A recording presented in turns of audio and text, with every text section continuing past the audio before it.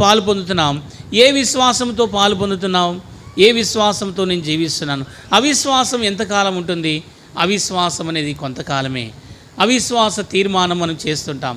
విశ్వాస తీర్మానం చేయాలి. అవిశ్వాస తీర్మానము పడిపోతుంది.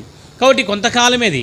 కాబట్టి విశ్వాస తీర్మానము చేయాలంటే మొట్టమొదట మనం ప్రభు దగ్గరికి రావాలి. తోమా తన జీవితంలో దేవుని దగ్గరికి వచ్చి ఒక సాక్షిగా నిలబడ్డాడు. ఎలా నిలబడ్డాడు?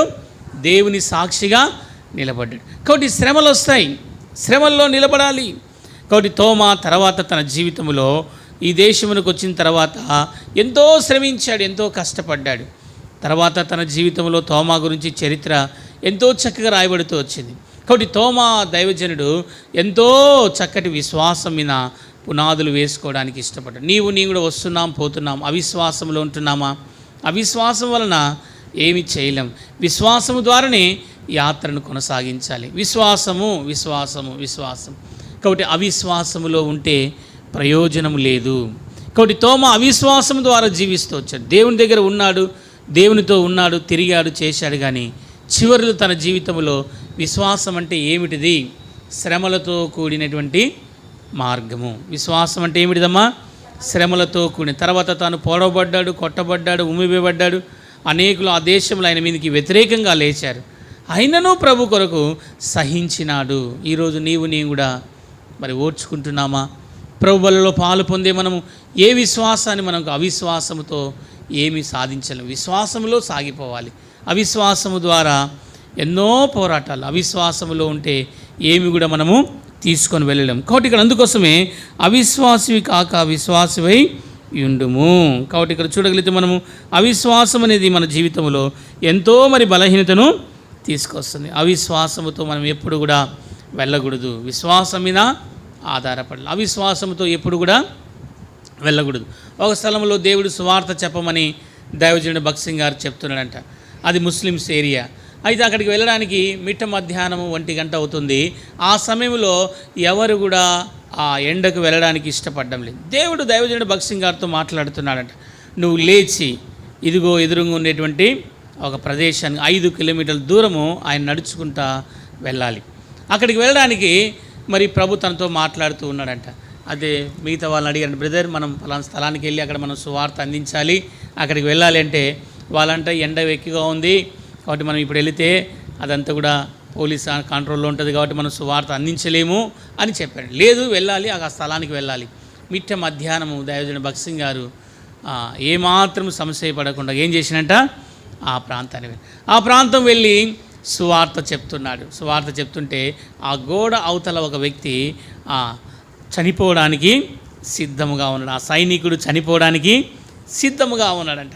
ఎప్పుడైతే ఈయన సువార్త అందిస్తున్నాడో విశ్వాసముతో, మిగతా వాళ్ళు రాలేదు కానీ అయితే భగత్ సింగ్ గారు వెళ్ళి ఆ ప్రాంతంలో సువార్త ప్రకటించారు. ఆ సువార్త ప్రకటించినప్పుడు అక్కడ ఏం జరిగిందంటే అద్భుతంగా ఆ మనిషి చనిపోవాల్సిన వాడు వెంటనే ప్రభు విషయంలో ఎవరు అప్పుడు ఆయన భగత్ సింగ్ గారి దగ్గరికి వచ్చి నువ్వెవరు అంటే పలానా వ్యక్తిని, నేను ముస్లిమ్స్ ఆయనను.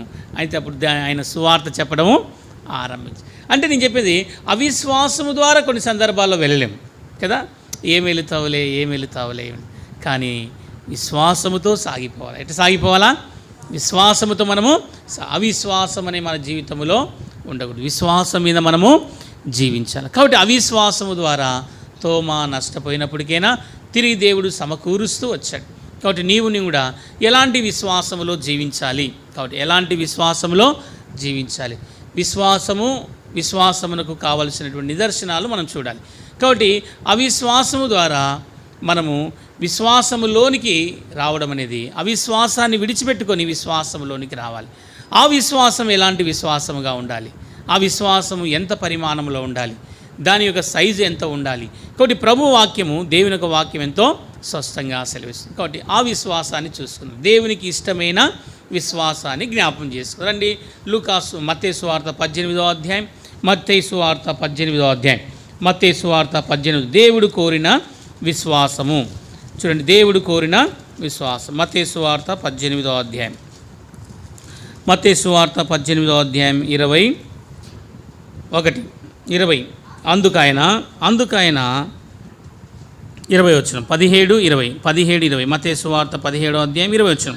అందుకు ఆయన మీ అల్ప విశ్వాసము చేతనే మీకు ఆవగింజంత విశ్వాసము నెడలా ఈ కొండను చూచి ఇక్కడ నుండి అక్కడికి పొమ్మనగానే అది పోను, మీకు అసాధ్యమైన ఏది ఉండదని మీతో చెప్పుచున్నాను నేను. చూడండి ఇక్కడ చూడండి, అందుకు ఆయన మీ అల్ప విశ్వాసము చేతనే. కాబట్టి నిజంగా చూడండి, దేవునికి ఎంత కావాలంట విశ్వాసము, ఎంత కావాలంటమ్మా?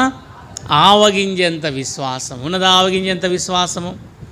ఈ లోకంలో ఎన్నోసార్లు విశ్వాసం గురించి మాట్లాడితే మా విశ్వాసం ఇంత ఉందండి, అండ్ సో మేము డీకెన్స్, లేకపోతే మేము రకరకాలుగా చెప్పేవారు.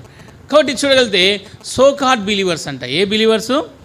సోకార్డ్ బిలీవర్స్. మంచిది, సోకార్డ్ బిలీవర్స్ అయితే ఏమి, కాబట్టి పునాదులు వేసిన వాళ్ళైతే ఏ విశ్వాసమైనా నీలో దేవునికి సంబంధించిన విశ్వాసం ఉన్నదా? ఏ విశ్వాసం కావాలి ప్రభుకు? చెప్పండి, ఏ విశ్వాసం కావాలా? ఆవగింజంత విశ్వాసం ఉందే. మళ్ళీ ఆవగింజంత విశ్వాసం చెప్పండి, ఉందే ఆవగింజంత విశ్వాసం? కాబట్టి చూడండి, ఇంత గొప్ప పరిచయం జరగడానికి దైవజనుడు భగత్ సింగ్ గారు మరి ఇంత పరిచయం చేయడానికి కారణం ఏంటంటే తన దగ్గర ఏముంది చెప్పండి? ఏ విశ్వాసం అది? ఆవగింజంత విశ్వాసం. కాబట్టి నిజంగా చూడగలిగితే దైవజనుడు దేవుడు వాడుకున్నాడు. ఈరోజు మనము చెప్పుకుంటున్నాం దైవజనుడి గురించి, దైవజనుడు భగత్ సింగ్ గారి గురించి. ఎట్లా ఆరంభించబడిందంటే ఆ విశ్వాసం ఏంటంటే ఆవగింజంత విశ్వాసం అంట. మొట్టమొదటిగా తన జీవితంలో ఆరంభించబడిన దినాల్లో దేవుడు నిజంగా చూడగలిగితే ఎట్లా పరిచర్య ఆరంభించబడింది, ఈ పరిచర్య ఎలా స్థాపించబడింది, తన జీవితంలో మొట్టమొదటిగా దేవుడు తను వాడుకోవడానికి కొరకై తన జీవితంలో దాదాపుగా 3 సంవత్సరాలు ఆయన బయట ఇండివిజువల్గా సేవ చేస్తూ వచ్చాడు. అంటే రోడ్డు మీద పత్రికలు పంచుతూ వచ్చాడు. కొంతకాలము బయట సువార్త చేస్తూ వచ్చాడు. కొన్ని రోజుల తర్వాత దేవుడు ప్రార్థన చేయగా ఆ దైవజనుడికి ఆ చెన్నై పట్టణాన్ని చూపించాడు. ఆ చెన్నై పట్టణంలోనికి వెళ్ళిన తర్వాత కూడా అక్కడ కొన్ని రోజులు ప్రార్థన చేసి కొంతమందిని, ఒక 2, 3, 4 ఏర్పరచుకొని ఆయన మరి ఒక కొండకు వెళ్ళాడు. ఏ కొండకు వెళ్ళారు? పల్లవరం అనేటువంటి కొండకు వెళ్ళారు. ఈ పల్లవరం అనే కొండ చాలా మరి నిజంగా చూడగలిగితే మరి ఈ ప్రాంతానికి వెళ్ళినప్పుడు మనం చూసినప్పుడు మరి సెయింట్ థామస్ చర్చి ఆ కొండకు ఎదురుగానే ఈ కొండ ఉంటుంది. కాబట్టి అక్కడికి వెళ్ళినప్పుడు ఇంత గచ్చపగలతో నింపబడిన ఈ ప్రాంతంలో దైవజనుడు ఎలా అంటే ఆయన విశ్వాసం ఎంతండి? ఆవగింజంత విశ్వాసం. కాబట్టి అప్పుడు వాళ్ళు చెన్నై వాళ్ళు కాబట్టి వాళ్ళు ఉన్నటువంటి ఆ దావత్ తీసుకొని వచ్చి దాని మీద పరిచి అక్కడ ఒక గుండును దొబ్బుకొని వచ్చి రాత్రంతా కూడా వారు ఆ పట్టణంలో విశ్వాసంతో ప్రార్థన చేశారంట. తేళ్ళు, పాములు, రకరకాల పరిస్థితులు ఆ ప్రాంతంలో విశ్వాసముతో ఆరంభించబడిన పరిచర్నే ఈరోజు ఏమైపోయింది? దాదాపుగా కొన్ని వేల మైళ్ళ దూరంలోనికి దేవుడు తీసుకొని వెళ్ళాడు ఈ పరిచర్య. అయితే ప్రభువు సిద్ధపరిచిన ఎంత అంటే ఆవగింజంత విశ్వాసము. ఏ విశ్వాసం అంటమ్మా? ఆవగింజంత విశ్వాసం. ఉందా విశ్వాసము? కాబట్టి ప్రభు మీద విశ్వాసం ఉంచలేకపోతున్నాం. ఏం చేస్తున్నామంటే మనము విశ్వాసం పెట్టినాము కానీ విశ్వాసం మీద ఆధారపడలేము. నీ విశ్వాసం ఎంత ఉండాలి? నా విశ్వాసం ఎంత ఉండాలి? ఆవగింజంత విశ్వాసం. ఏ విశ్వాసమా? ఆవగింజంత విశ్వాసం ఉంటే చాలు. కాబట్టి కొన్నిసార్లు మనం తీర్మానం చేసుకున్న దాని మీద విశ్వాసం మీద ఆధారపడి ఉంటుంది కదా. ఏంది ఆవగింజంత విశ్వాసం అంటే ఒకరోజు నెహెమ్యా అంకుల్ వాక్యం చెప్పాడు. ఏం చెప్పాడంటే ఆ దినాలు హెచ్చరిస్తూ బైబిల్ మీద ఎవరు కూడా సెల్లు పెట్టొద్దని. సెల్లు వచ్చిన దినాల్లో స్టార్టింగ్ దినాల్లో బైబిల్ మీద ఎవరు సెల్లు పెట్టకూడదు అని అన్నాడు. ఏమన్నాడు? బైబిల్ మీద సెల్లు పెట్టకూడదు అన్నాడు. కాబట్టి ఆ రోజు నుంచి ఈ రోజు వరకు కూడా బైబిల్ మీద ఒకవేళ పొరపాటున సెల్లు పెట్టినా వెంటనే మతుకొస్తుంది. ఏ మతుకొస్తుంది? బైబిల్ మీద సెల్లు పెట్టకూడదు. కాబట్టి మన విశ్వాసాన్ని మనం బలపరుచుకునే వారంగా ఉండాలి. విశ్వాసం మీద ఆధారపడే వారంగా ఉండాలి. విశ్వాసం మీద మనం ఆధారపడినప్పుడే దేవుడు మనలో కార్యం చేస్తాడు. కాబట్టి ప్రభు మన విషయంలో కూడా ఆయన అద్భుతాలు చేసేవాడు. కాబట్టి ప్రభు మన విషయంలో కూడా ఎన్నో రకాలైనటువంటి విశ్వాసం మీద మనము ఆధారపడాలి. కాబట్టి ఇక్కడ చూడండి, ఆవగింజంత విశ్వాసం. ఎంత విశ్వాసం అంట? ఆవగింజంత విశ్వాసం ఉన్నదా? ఆవగింజంత విశ్వాసం. ఏదో వస్తున్నాం, పోతున్నాం, దేవుని మందిరంలో కూర్చుంటున్నాం, మన పని అయిపోయింది, ఆరాధన అయిపోయింది, అవుట్ వెళ్ళిపోవడం, అది కాదు. ఆ దినాల్లో దైవ సేవకులు ఎంతో ప్రారంభించారు. వారి విశ్వాసం ఎంతంటే ఆవగింజంత విశ్వాసం. ఎంత విశ్వాసము? ఆవగింజంత విశ్వాసం. కాబట్టి మొట్టమొదటిసారిగా కాన్వకేషన్ ఆరంభించబడిన దినాలు ఎలా జరుగుతూ వచ్చాయంటే ప్రభు మీద ఆధారపడి, విశ్వాసం మీద ఆధారపడి సాగే రోజులంట.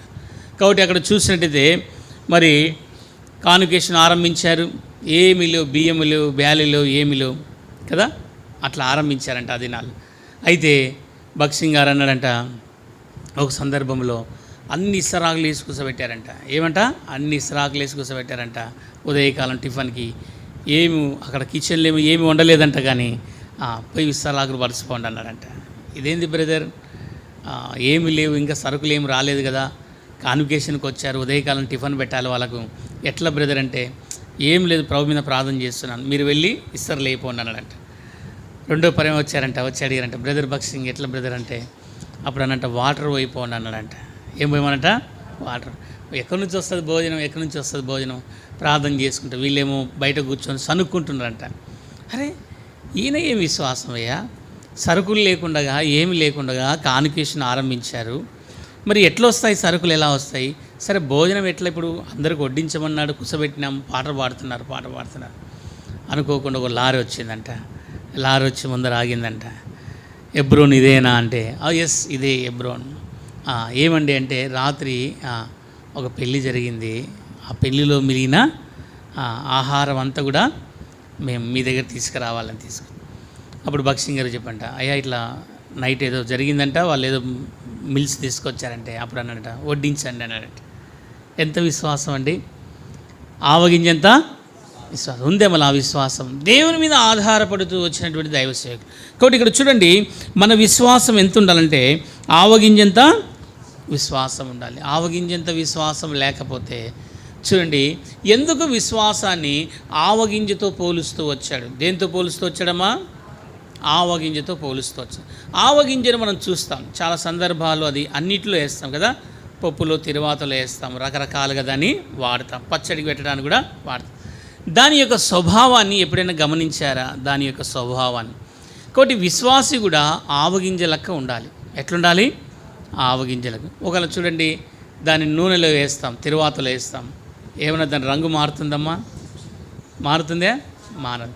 సరే దాన్ని పాలల్లో వేద్దాం, పాలల్లో వేస్తే ఎలా ఉంటుంది? అలాగే ఉంటుంది. దాని యొక్క ఆకారము మారదు. దాని యొక్క ఆకారం మారదు, దాని స్వరూపము మారదు. కాబట్టి ఆవగింజను మనం తీసుకోగలిగితే, మరి నిజంగా చూడగలిగితే, మన అవయవాలు మనం చూడగలిగితే, కిడ్నీ మరి నిజంగా చూడగలిగితే ఆహారాన్ని ఏం చేస్తుందమ్మా? ఏం చేస్తుంది? లివర్ ఏం చేస్తుంది? ఆహారాన్ని అంత పంపిస్తుంది జీర్ణం చేసి, కానీ దాన్ని మాత్రము జీర్ణము చేయలేదు. ఏం కారణం? దాని యొక్క ఆకారము అలాగే ఉంటుంది. అంటే మనిషి యొక్క జీవితంలో అది దేని గురించి పోల్చబడిందంటే, ఆవగింజ పరలోక రాజ్యాన్ని గురించి మార్కు సువార్త చిన్నమాట, మార్కు సువార్త అక్కడ ఉంటుంది అన్నమాట. మార్కు సువార్తలో ఏమంటాడంటే, మరియు ఆయన ఇట్లను దేవుని రాజ్యం ఎట్లు చెప్పండి, ఎన్నో వచ్చినా 5:30 చదువు. 4:30 చూడండి, 4:30. ఏ ఉపమానంతో నువ్వు వివరించదము? అది ఆవగింజను పోలి ఉన్నది. ఆవగింజ భూమిలో విత్తబడినప్పుడు భూమి మీద ఉన్న విత్తనముల కంటే విత్తబడిన తర్వాత మొలచి పెరిగి కూర ముక్కలన్నిటికంటే పెద్దదై గొప్ప కొమ్మలేను. కాబట్టి ఆవగింజకుండే లక్షణం ఏంటంటే, దేంతో పోల్చబడింది? ఇది దేవుని రాజ్యముతో పోల్చబడింది. విశ్వాసములో జీవిస్తున్న విశ్వాసి, దేవుని బలలో పాలు పొందే మనము, నీ విశ్వాసం ఎంత ఉండాలమ్మా? ఆవగింజంతా ఉండాలి. విశ్వాసం ఉందా? మా కిరీటం కావాలి, మహిమ కిరీటం కావాలి. కాబట్టి దేవుని మహిమ కిరీటం తీసుకోవాలనుకుంటే మరి విశ్వాసం లేకపోతే ఎట్లా? ఆ విశ్వాసములో దేంతో పోలుస్తూ వచ్చాడు? ఆవగింజను. దాని యొక్క ఆకారం మారదు, దాని యొక్క స్వరూపం మారదు, దాని యొక్క అందం మారదు. అది ఎలాగుంటుందో అలాగే ఉంటుంది, ఎలాగుంటుందో అలాగుంటుంది. కాబట్టి నువ్వు విశ్వాసములో జీవిస్తున్నావా? మన జీవితంలో కొన్నిసార్లు మన ఆకారం మారిపోతుంది. దేవుడు ఆశీర్వదించి పైకి తీసుకెళ్ళేప్పుడు ఏం చేస్తామంటే మనకు హై గ్రేడ్స్ వచ్చేస్తాయి. ఆ గ్రేడ్స్ వచ్చే లోపల ఎవరు కనపడరు, మనకు కనపడరు. కారణం ఏంటంటే ఒకప్పుడు నీ స్థితి ఎలాంటిది, ఒకప్పుడు నీ స్థితి కొంచెముగా ఉండెను. దేవుడు ఆశీర్వదించిన కొలది నీ విశ్వాసమును బట్టి లేదా దేవుని దీవిస్తూ వచ్చాడు. చివరిలో నీ విశ్వాసం నిలబడిందా? చివరిలో నీ విశ్వాసం ఎలాగుండాలి? ఆవగింజంత విశ్వాసం. ఏ విశ్వాసం అంటనా? ఆవగింజ. ఈ ఆవగింజ దేని పోల్చబడింది? పరలోక రాజ్యములోనికి పోల్చు. దేవుని రాజ్యమును ఎట్లు పోల్చెదము అని వారితో అంటున్నాడు. కాబట్టి నిజంగా చూడగలిగితే ఆవగింజ పోలి ఉన్నది. ఆవగింజ భూమిలో విత్తబడెను, ఆవగింజను పోలి ఉన్నది. ఆవగింజను పోలి ఉన్నది. కాబట్టి దేని పోలిందంటున్నది? ఆవగింజను పోలి. మన జీవితంలో కూడా దేవుని దగ్గరకు వస్తున్నాం, మనం ఎలాగున్నాం? ఆవగింజను పోలిన వారముగా ఉంటున్నామా? లూకాసు వార్త 17:6. లూకాసు వార్త 17, అక్కడ కూడా ఇదే మాట అంటాడు. లూకాసు వార్త 17:6. లూకాసు వార్త 17 చూడండి. మీరు ఆవగింజంత విశ్వాసము గలవారైతే ఈ కంబలి చెట్టును చూచి నీ వేలతో కూడా పెగలింపబడి ఆ సముద్రంలో నాటబడి చెప్పినప్పుడు అది నీకు లోబడను. కాబట్టి చూడండి ఎంత విశ్వాసం అంట. ఆవగింజంత విశ్వాసం ఉండి ఈ చెట్టు నువ్వు కదులంటే కదలాలి, అక్కడికి కదలాలి. ఏమంటమ్మా? ఈ చెట్టు నువ్వు కదలంటే కదిలిపోవాలి. కాబట్టి నిజంగా చూడాలి. దేవుడు మరి మన విశ్వాసం ఎంతంటే ఆవగింజంత విశ్వాసం. కొన్ని సందర్భాల్లో ఒక స్థలంలో పాస్టర్ గారు ప్రార్థన చేస్తున్నట్ట. పాస్టర్ గారు ప్రార్థన చేస్తుంటే ఏమని ప్రార్థన చేస్తున్నంటే, ప్రభా మరి తండ్రి, మాకున్న స్థలం, వాళ్ళు ఉండే స్థలం ఏదంటే వాళ్ళు ఎక్కడో ఒక ఎత్తైన కొండ మీద మందిరం ఉందంట. ఎత్తైన కొండ మీద మందిరం. ఆ కొండ ఎక్కిపోవాలంట. అయితే ఆ పాస్టర్ అంటూ వచ్చాడంట, సంఘానికి అనౌన్స్మెంట్ చేశాడంట, దేవుడు మనకు కొత్త మందిరం ఇస్తున్నాడు, ఈ మందిరం అంతా కూడా దేవుడు సిద్ధపరుస్తున్నాడు, దీని కొరకు మీరు ప్రార్థించండి. దేవుడు ఎట్లా ఇస్తాడు, ఎట్లా చేస్తాడు, ఎలా అవుతుంది? కాదు కదా, ఆ కొండ మీ నుంచి మందిరం ఇంత కొండపైకి ఎలా ఎక్కగలము? అయితే వాళ్ళ వాగ్దానం ఏంటంటే, ఇక్కడ మందిరము దేవుడు కడతాడు, నాకు చెప్పినాడు, ప్రభు వాక్యం ద్వారా మాట్లాడి. ఈ వాక్యం ఆయన చదువుకుంటున్నాడంట. ఆవగింజంత విశ్వాసం ఉంటే చాలు, ఈ కొండ తీసి అవతలికి పొమ్మనగానే పోతుందని వాగ్దానం ఉంది. కాబట్టి ప్రార్థన చేసుకుంది. ఆ కొండ మీద ఉన్నటువంటి ప్రార్థన చేస్తుంటే పాస్టర్ ఒకరోజు అనౌన్స్మెంట్ చేశాడు, రేపు దేవుడు మనకు ఈ స్థలాన్ని సదురు భూమిగా చేస్తాడు. ఏం చేస్తాడంట? సదురు భూమిగా. అదైతే చేస్తాడండి. నీకెట్లా మాట్లాడినాడు దేవుడు అంటే, మాట్లాడినాడు జకర్యా గ్రంథం ద్వారా దేవుడు మాట్లాడినాడు. ఏమని మాట్లాడినాడు చూడండి. జకర్యా గ్రంథం చూడండి. జకర్యా గ్రంథం చూడండి. ఒక ఎత్తైన ప్రాకారం మీద ఉన్నారంట. ఎక్కడ ఉన్నారంట వాళ్ళు? ఎత్తైన శిఖరం మీద. చూడండి జకర్యా గ్రంథము, జకర్యా చూడండి, జకర్యా రాసిన గ్రంథం చూడండి. అక్కడ ఎంత చక్కగా, జెరుబ్బాబెలు నువ్వు సమభూమి అవుదువాక. 4వ అధ్యాయం, జకర్యా గ్రంథం 4వ అధ్యాయం చూడండి. 4వ అధ్యాయం చూడండి. 4వ అధ్యాయం 6వ వచనమా చూడండి. అప్పుడు అతడు నాతో ఇట్లా, నేను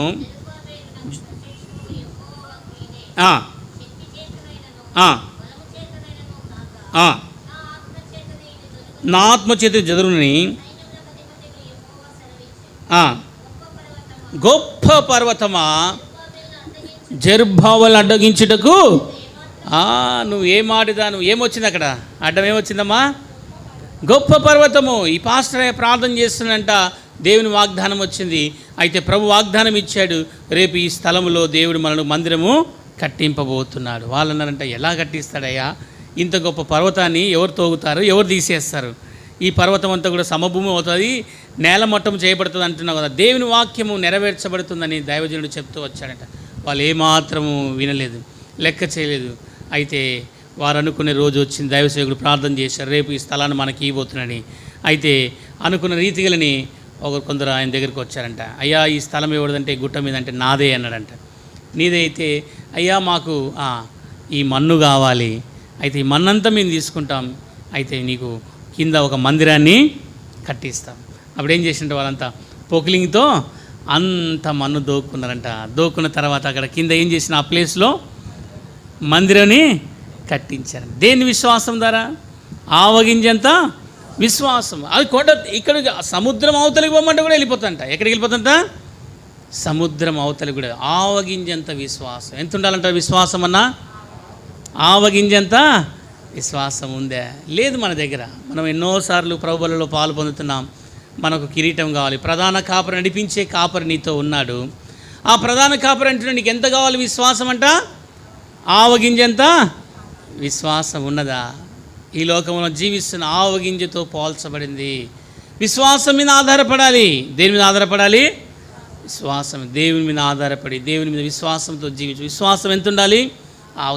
ఒక తండ్రి ఒక కుమారుడు ఏం చేస్తున్నాడు? తండ్రికి రోజు చేపలు తెచ్చి పెడుతున్నాడంట. ఏమంటాడ? అతడు మత్స్యకారి. ఎవరు? మత్స్యకారి, చేపలు పట్టేవాడు. తండ్రి దగ్గర తెచ్చి చేపలు తెస్తుంటే ఏమైనా తిను, మంచిగా తిను, బాగుండు అని. నేను కాబట్టి కష్టపడి తెస్తున్నాను. ఏమంటున్నాడంట? నేను కాబట్టి కష్టపడి తెస్తున్నాను. ఏ తండ్రి అయినా ఏ కొడుకైనా ఇలా చేయగలుగుతారా చెప్పు అని కుమారుడు అంటున్నాడంట. తండ్రి ఆలోచించి రోజు అదే మాట తెస్తున్నాడు. కానీ ఏమంటున్నాడు? పెడుతున్నాడు. కానీ నేను కాబట్టి తెస్తున్నాను. అదే నేను కాబట్టి తెస్తున్నా. నేను కాకపోతే ఎవరు తెస్తారు చెప్పు? నేను కాబట్టి నీకు రోజు చేపలు అవి పెడుతున్నాను. సరే, ఒకరోజు తండ్రి అన్నాడంట, రే సరే మంచిది, మనం వేటకి వెళ్దాంరా, సముద్రం మీద వేటకి. ఈ వయసులో నీకేం తెలుసు చేపల గురించి? వయసు అయిపోయింది, నువ్వేం పెట్టగలవు అంటే, అరే నేనేం పెట్టగలనో నాకున్న విశ్వాసము, నాకున్న విధానము, నేను ఎలా చేపలు పట్టగలనో నాకు తెలుసురా అన్నాడంట. నీకేం తెలుసు? వయసు అయిపోయిన ముసలుడేనో సముద్రం మీద ఎలా పట్టగలంటే, పెద్ద వాటిని పట్టగల కెపాసిటీ నాకుంది అన్నాడంట. ఏం పట్టగలతో? చిన్న పరకనే పట్టలేవు, నువ్వు తీసుకొచ్చేది చిన్న చేపలరా. ఏం తెస్తున్నాడు? చిన్న జల్లలు, పరకలు తెస్తున్నాడు. తండ్రి అన్నాడంట, నేను నీకు శ్రేష్టమైన పెద్ద చేపను పట్టిస్తారా అన్నాడంట. నీతో ఎలాగ? నేనే సముద్రం మీద వలలేసి నాకే దొరకడం లేదు, నీకు ఎలా దొరుకుతుంది అన్నాడంట. అప్పుడు తండ్రి అన్నాడంట, ఒక పిండి తీసుకురారన్నాడంట. అంత సిద్ధపరిచాడంట వేటకి. మొత్తానికి సముద్రం దగ్గరికి అర్ధరాత్రి మనం రాత్రి వెళ్ళాలి వేటకు. రాత్రి వేటకంటే ముసలోడు నీకేం కనపడదు. ఇవాళటప్పుడు వేటకెళ్ళమంటావు, ఇవాళటప్పుడు వేటకెళ్ళాలంటే రాత్రి వెళ్ళాలా? పగులు కాదురా వేట చేయాల్సింది, రాత్రి చేయాలా వేట. ఆ దోణె సిద్ధపరచుకుని దోణలో పిండి వేసినంట. ఆ పిండిని మొత్తం చుట్టి దాని మధ్యలో నూనె పోసినాడంట. నూనె పోసి దాని మధ్యలో ఓ బట్టతో అంతా చుట్టి చేసి అంతా ఒత్తులు తయారు చేశాడు. ఒక ఒత్తులు తయారు చేసి దీపం తయారు చేసి నడి సముద్రంలోనికి బయలుదేరాడంట. తండ్రి ఏం చెప్పాడంట? నడి సముద్రంలోనికి వెళ్ళంట. నడి సముద్రం మధ్యలోనికి వెళ్ళాడు. మధ్యలోనికి వెళ్ళగానే పోంగ ఏమైందంటే ఈ దీపాన్ని చూసి మధ్యలో ఒకటి ఠక్కుమని లేచిందంట. ఏమనుకుంది అది? ఇది ఒక దివి అనుకుంది. అక్కడ ఉండేటువంటి ఒక పెద్ద చేప ఏమనుకుంది? దివి అనుకున్నది. ఏదో ఒకటి వస్తుంది నా దగ్గరికి, ఏదో ఒకటి వస్తుంది, దాన్ని మింగాలనే ఆశతో అదేం చేసింది? దీన్ని మింగడానికి వస్తుంది. అప్పుడు వెంటనే మెరవగానే ఈ ముసలివాడు ఏం చేసిందంటే ఇమీడియట్గా ఉన్న పాటున దోణిని ఒడ్డుకు తోలాలా. ఏం తోలాలా? ఈ దోణిని ఒడ్డుకు తోలాలా. అప్పుడు ఆ తెడ్డలేసుకుంటా, ఇది ఎంత స్పీడ్గా దాన్ని తెడ్డలేస్తుంటే అంత వేగంగా ఆ దీపము దగ్గరికి అది ఏం చేస్తుంది? ఆ సముద్రపు మత్స్యము దూసుకొని వస్తుంది. అది దాని దగ్గరికి రాకొద్ది వీళ్ళు ఏం చేస్తున్నారు? తెడ్లు వేస్తున్నారు, బలంగా వేస్తున్నారు. ఉన్నపాటున ఒడ్డుకు వచ్చేసారు. అది ఉన్నపాటున దివి కొరకే, దీపము కొరకే అది రావడం ఒడ్డుకు రాగానే ఏం చేసింది? ఆ ఉసుక తెప్ప మీదకి పైకి వెళ్ళిపోయి ఆగిపోయింది. ఇప్పుడు అన్నాడంట తండ్రి, ఏమన్నాడంట తండ్రి? ఎంత తింటావో తినరా. ఏమన్నాడంట? ఎంత తింటావో తిన. విశ్వాసం అనేది దేవుని చిన్న విశ్వాసం. ఒక నైపుణ్యత కలిగినటువంటి ఒక చేపకారునికే అంత తెలివైనటువంటి దివిని తీసుకురావడానికి లేదా ఆ మత్స్యాన్ని తీసుకురావడానికి తనకున్న విశ్వాసం ఎంత? ఒకవేళ అక్కడగిన వాళ్ళు ఉంటే వాళ్ళందరూ తినేస్తుంది. ఒకవేళ పొరపాటునగిన వాళ్ళు గిన అక్కడ ఆగిపోతే ఏమవుతారు? వాళ్ళందరినీ ఆ మత్స్యం ఏం చేస్తుంది? తినేస్తుంది. కానీ ఒక విశ్వాసం, ఎంత విశ్వాసం అది? ఆవగించి మనము దాన్ని కొట్టగలము, దాన్ని బయటికి తీసుకురాగలము. కాబట్టి ఇప్పుడు కొడుకుతో అన్నాడంట, ఎంత తింటావో తినరా నీ జీవితం అంతా కూడా, ఎంత ఆరేసుకుంటావో ఆరేసుకో. పెద్ద మత్స్యము ఉసుక తెట్టులోనికి వచ్చిన తర్వాత అంటే విశ్వాసం ఎంత ఉండాలమ్మా? ఆవగించేంత విశ్వాసం. కాబట్టి ఈరోజు మనము ఫేత్ఫుల్ లేని జీవితంలో, విశ్వాసము లేని జీవితంలో దేని కొరకు మనం పాకులాడుతున్నాం? దేని కొరకు మనం పోరాడుతున్నాం? కాబట్టి ప్రధాన కాపరి ప్రత్యక్షమైనప్పుడు వాడభారిని మహిమా కిరీటం ప్రభు ఇవ్వాలని ఇష్టపడుతున్నాడు. ఈరోజు పరలోక సంబంధమైనటువంటి ఆ రాజ్యంలో వెళ్ళడానికి కొరకే ఆవగింజను తీసుకొస్తున్నాడు. ఈరోజు క్రూరమైన వృక్షములంటి క్రూరమైనటువంటి చెట్లన్నింటిలో కూడా ఆ ఒక చిన్న చిన్న వృక్షాలన్నిటికంటే కూడా ఎంతో ఎత్తైనదిగా ఎదుగుతుంది కదా, ఎదుగుదలను చూపిస్తుంది. విశ్వాసము దేవుని రాజ్యం తీసుకెళ్తుంది. ఆవగింజ దేవుని రాజ్యంలో తీసుకెళ్లేటువంటి అనుభవం. ఆవగింజ అనేకమైనటువంటి ఆ వృక్షములన్నిటికంటే, ఆ మొక్కలన్నిటికంటే ఎత్తైన శిఖరం మీద నిలబడేటువంటి వృక్షంగా ఉంది. ఈరోజు ఆవగింజతో నింపబడింది. విశ్వాసి ఉందా నీ జీవితంలో ఆవగింజ విశ్వాసం? ఎక్కడ సమసిపోతున్నావు? ఎవరో ఏమో అన్నారని, ఎవరో మనం పిలవలేదని, ఎవరు మమ్మల్ని చేర్చుకోలేదని, లేదా ఎవరు మమ్మల్ని ఆదరించలేదని ఆగిపోతున్నామే కానీ విశ్వాసంలో సాగిపోవడం లేదు. కాబట్టి ఈనాడు ఎందుకు విశ్వాసం లేని జీవితంలో నీకు నిజమైన విశ్వాసం ఉంటే ఈ కొండను తీసి అవతలికి పొమ్మనగానే వెళ్ళిపోతుంది. ఎంత ఉండాలి విశ్వాసము? ఆవగింజంత విశ్వాసం ఉంటే చాలు. ఆవగింజంత విశ్వాసం. ఒకసారి ఎయిర్పోర్ట్కి బయలుదేరుతున్నట. ఎయిర్పోర్ట్ బయలుదేరుతుంటే ఎయిర్పోర్ట్ పోగానే భగత్ సింగ్ గారు వెళ్ళిపోయింది, విమానం వెళ్ళిపోయిందంట. ఏమి వెళ్ళిపోయిందట? విమానము వెళ్ళిపోయిందంట. బ్రదర్ ఇంక మన విమానం వెళ్ళిపోయింది, నెక్స్ట్ గో అన్నాడంట. వెనక్కి బ్యాగ్ గో అన్నాడంట. బ్యాగ్ ఉంటే నో సిట్టింగ్ అన్నాడంట. నో సిట్టింగ్, కూర్చోనన్నాడు. ఎందుకు బ్రదర్ అన్నాడు?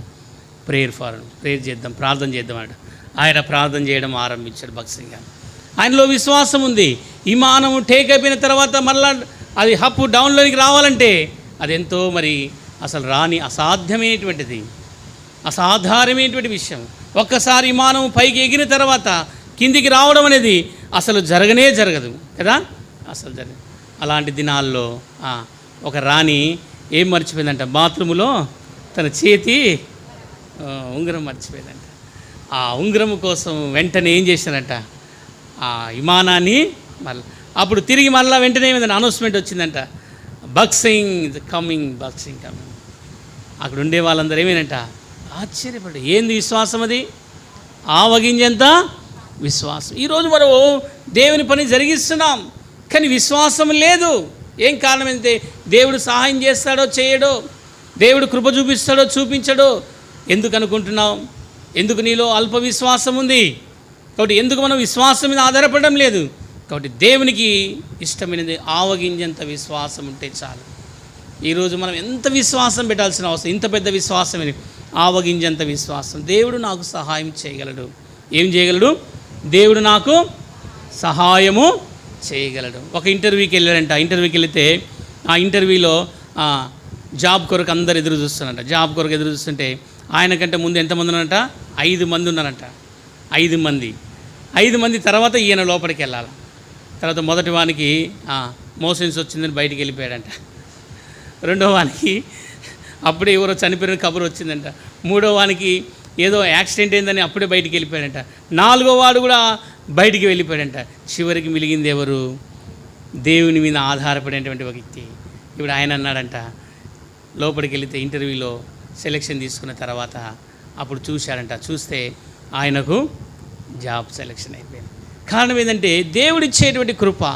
ఎంత ఉండాలి విశ్వాసము? ఆవగింజంత విశ్వాసం ఉండాలి. కాబట్టి మన జీవితంలో విశ్వాసం ఉందా? ప్రభు మీద ఆధారపడుతున్నామా? ఒక జరిగిన స్టోరీ చెప్తా. ఒక స్థలంలో ఆ దినాల్లో MBBS చదవాలంటే ఎంతో కష్టమేటువంటిది, మంచి ర్యాంక్ రావాలి. కాబట్టి ఆ దినాల్లో ర్యాంక్ రాకపోతే అబ్బాయి ఇంటర్ అయిపోయిన తర్వాత రాయాలి. అయితే ఆ అబ్బాయి ఏం చేసినంటే ఒక సంవత్సరం అంతా కాలేజీ పోలేదంట. సంవత్సరం అంతా కాలేజీ పోకుండా ఏం చేసినంటే వాళ్ళ నాన్న అడిగితే ఏం చెప్పకున్నాడు. ఆ పిల్లడు ఏం చేస్తుంటే వాళ్ళ ఫ్రెండ్స్ చదివే బుక్కులన్నీ తీసుకొని వచ్చి రాత్రిపూట మంచం కింద కూర్చొని చదువుతున్నాడు. మంచం కింద వండుకొని చదువుతున్నాడంట. ప్రతిరోజు కూడా ఆ అబ్బాయి ఎక్కడ ట్రైనింగ్ పోలేదు, ఎక్కడ పోలేదు. అలా రాసి అలా చదివి ఆ అబ్బాయి MBBSకి రాశాడు. రాస్తే దాంట్లో నీట్లో ఏమైందంటే మంచి ర్యాంక్ వచ్చింది. మంచి ర్యాంక్ వస్తే హైదరాబాద్కి వెళ్తే రే మనకెందుకు వస్తుందిరా MBBS సీట్, మనకెందుకు వస్తుందంటే లేదు నాకు విశ్వాసం ఉంది, దేవుడు నాకు వాగ్దానం ఇచ్చాడు, డాడీ సాయం చేస్తాడే. అప్పుడులే 50 లక్షలు 60 లక్షలు కట్టాలా? ఇంత డబ్బులు ఏ నుంచి వస్తాయి? సరే పోయిన విశ్వాసంతో పోతే మళ్ళీ సీట్ ఎక్కడికి రావాలి? ప్రార్థన చేసుకుంటే వానికి ఆ పిల్లోడు ఏం చేసినట్టు ప్రార్థన చేస్తే సీటు కూడా ప్రభు అనుకూలమైన సమయం ఇస్తాడు, నీ సమీపంలోనే ఇస్తాను వాగ్దానం ఉంది. కాబట్టి వెళ్ళాడు. అక్కడికి వెళితే అక్కడ మార్క్ లిస్ట్ మెరిట్ అంతా చూసి సరే ఓకే సీట్ సెలెక్షన్ జరుగుతుంది. ఎంబీబీఎస్లో సెలెక్ట్ అయ్యాడు. తర్వాత సీట్ కాంప్లెక్స్ కూడా రావాలి కదా, ఇప్పుడు కాలేజీ ఎక్కడనేది రావాలి. ఇప్పుడు అది కూడా చూస్తే ప్రార్థన చేసుకుంటే ఆ అబ్బాయి కర్నూలు అయితే నంద్యాల పుల్లారెడ్డి కాలేజీకి వచ్చింది కదా. ఎక్కడికి వచ్చింది? నంద్యాల దగ్గర ఉండేటువంటి కాలేజీలోనికి సమీపంలోనే వచ్చింది. కాబట్టి చాలామంది అదే డాక్టరు అక్కడ ఉండేటువంటి యెరూషలేములో ఉండేటువంటి విశ్వాసి ఆయన కుమారుడికి ఎక్కడ తీసుకెళ్ళాడు తెలుసా? ఎక్కడ తీసుకెళ్ళి చైనా దేశంలో చదివిస్తున్నాడు. ఎక్కడ చదివించాడు? చైనా దేశంలో చదివించాడు. అదే సంఘంలో పేదవాడైనటువంటి ఈయన ఏం చదివాడు? చదువుకొని దేవుని సన్నిలో 1 సంవత్సరం అంతా వేస్ట్ చేసుకొని మరలా రాసి దేవుడు సాయం. ఎంత విశ్వాసం అంటే వాడిని అడిగితే వాడు చెప్తాడన్నా దేవుడు మాకు సాయం చేశాడన్నా, అసలు నాకు ఎంబీబీఎస్లో సీట్ వస్తుంది అనేటువంటి నమ్మకమే లేదన్నా. కాబట్టి ప్రభు మీద ఆధారపడి విశ్వాసం మెయిన్. ఏం కావాలా? ఎంత ఉండాలి విశ్వాసము? ఆవగించేంత విశ్వాసం ఉంటే చాలు. ఒక్క పోస్ట్ ఉన్నా కూడా చాలు, ఆ పోస్ట్ నీకే వస్తుంది. అంతే విశ్వాసంతో ముందుకు వెళ్ళాలి. ఒక్క పోస్ట్ ఉన్నా కూడా ఏమవుతుంది? అది ప్రభు ఇస్తాడు. ఎంత ఉండాలి విశ్వాసము? ఈరోజు విశ్వాసము లేని జీవితంలో జీవిస్తున్నాం. ఇట్లా ఎన్ని చెప్పాలో చెప్పండి. ఎంతమంది చరిత్రలో ఈనాడు జరగలేదు కదా. ఈరోజు ఎంత ఆవగింజంత విశ్వాసం. ఒకసారంట ఒక సందర్భంలో ఆ దినాల్లో 10th క్లాస్ ఎగ్జామ్స్ రాస్తుంటే 10th క్లాస్ ఎగ్జామ్స్ రాస్తుంటే ఆమె ఏమని ప్రార్థన చేసుకుందంట, ప్రభువా మరి నీ 10th క్లాస్ రాసింది ఒక సబ్జెక్టు ఫెయిల్ అయిపోయింది. ఎన్ని సబ్జెక్టులు? ఒక సబ్జెక్టు 2 సబ్జెక్టులో ఫెయిల్ అయింది, 2 మార్కులు పోయినాయి. పోతే ఇప్పుడు ఆమె ఏమందంట, ఆమె అడిషనల్ పేపర్ దానికేమో అప్లై చేయదంట, తర్వాత ఆ ఎగ్జామ్స్ రాయదంట. ఏమి కారణం ఏంటంటే దేవుడు సేవకు పిలుస్తున్నాడు. కాబట్టి ప్రభువా నేను 10th పాస్ అయితే సేవకు వస్తా. ఏం పాస్ అయితే? 10th pass. అంటే మనుషులు ఎంత విధానంలో ఉంటారంటే దేవుని పరిశోధిస్తుంటారు. చూడండి, ఇప్పుడు ఆమె ఎగ్జామ్స్ ఫీజు కట్టదంట, తర్వాత ఆమె ఎగ్జామ్స్ రాయదంట, తర్వాత పాస్ అవ్వాలా. ఎట్లా అవుతుంది ఇది? ఆమె 1 మార్కు 2 మార్కులు పోయింది అనుకోండి, ఎట్లయితుంది? కాదు కదా. తర్వాత ప్రభువా నన్ను పాస్ చేస్తే నేను సేవకు వస్తా. అరే దేవుడు మరి నిజంగా చూడగలిగితే ఎట్లా చేయాలా? అప్పుడు మా ఆయనకు రోగం వచ్చింది. ఎవరికి? ఎన్టీ రామారావుకి. ఏం రోగం వచ్చింది? గుండె ఆపరేషన్ కొరకు ఎక్కడికి వెళ్ళాడు? అమెరికాకి వెళ్ళాడు. అమెరికాకి వెళితే అప్పుడు ముఖ్యమంత్రిని పెట్టారు. ఏ ముఖ్యమంత్రి అన్నా? ఏ ముఖ్యమంత్రి? ఆపద్ధర్మ జరిగించడానికి ముఖ్యమంత్రి పెడితే ఆయన వచ్చి ఏం చేసినాడు? 10th ఫెయిల్ అయినటువంటి వారికి 4 మార్కులు కలిపినాడు. ఎన్ని మార్కులు కలిపినాడు? 4 మార్కులు కలిపాడు. 4 మార్కులు కలిపాడు. చూడండి, దేవుడు ఎలాంటి అంటే విశ్వాసము. ఆమె మరి ఇలాంటి విశ్వాసం దేవుడు ఎట్లా సాయం చేస్తాడో తెలియదు. కానీ ఆ దినాల్లో ఆరేళ్ల భాస్కర్ రావు గారు మరి మినిస్టర్గా వస్తే ఆయన ఏం చేసి మొట్టమొదటి ఏం పెట్టాడు? ఆయన మార్కులు ఫెయిల్ అయిన వారికి తర్వాత పోస్టింగ్ కూడా పెంచాడు అనుకుంటా. కాబట్టి దేవుడు ఎలా కార్యం చేస్తాడంటే సేవకురాలే ఆర్లగడ్డ సామెలన్న భార్య సుజనక్క. ఆమె పేరు సుజనక్క. దేవుడు మాట్లాడుతూ వచ్చాడు ఆ దాసరాలతో. ఆ దినాల్లో సేవ కొరకే తీర్మానం చేసుకోవడానికి, నువ్వు నా 10th పాస్ చేస్తే నీ సేవకు వస్తా ప్రభా. అరే ఫెయిల్ అయిపోయిన ఆల్రెడీ ఎట్లా వస్తావు నువ్వు? కాబట్టి ఆమె విశ్వాసం ప్రభు మీద ఎట్లా పెట్టింది? ఎంత ఖచ్చితం మీద పెట్టింది. కాబట్టి ఎవరు రాయాలా? పరీక్ష రాయదంట, తర్వాత దానికి ఏం చేయదంట, హాల్ టికెట్ కూర్చోదంట, పని పాస్ కావాలి, నా మార్కులు నాకు రావాలి, 10th క్లాస్ నేను పాసు కావాలి. సో దేవుడు దేని వాడుకున్నాడు? ఆమె విశ్వాసం ద్వారా ప్రభుత్వాన్ని దేవుడు వాడుకున్నాడు. సరే, అట్లా కరోనా టైంలో చాలామంది పిల్లలు అట్లే పాస్ అయ్యారు పాపం. దేవుడు వారు కూడా సాయం చేసినట్టు. నాలాంటి వాళ్ళు ఎంతమంది సరిగ్గా రాయని వాళ్ళు కూడా ఏం చేశారు? ఆ కరోనా టైంలో ఎంతోమంది దొబ్బేశాడు. కాబట్టి నిజంగా చూడాలి, దేవుడు ఒక అక్కర కొరకే కొన్ని సమస్యలు. కాబట్టి ఎంతమంది బలహీనలైన వారు ఉన్నారో, ఎంతమంది బలహీనతలు ఉన్నారు, అలాంటి వారి విశ్వాసం ఏంటంటే దేవుడు ఏదో ఒక రోజు మాకు సహాయము చేస్తాడు. ఆ విశ్వాసం ఎంత ఉండాలి? ఆవగింజంత విశ్వాసం. ప్రియమైన సహోదరుడా సహోదరి, నడిపించే కాపరి మనతో ఉన్నాడు, ఆదరించే కాపరి మనతో ఉన్నాడు. ఈ కాపరి ప్రధాన కాపరి.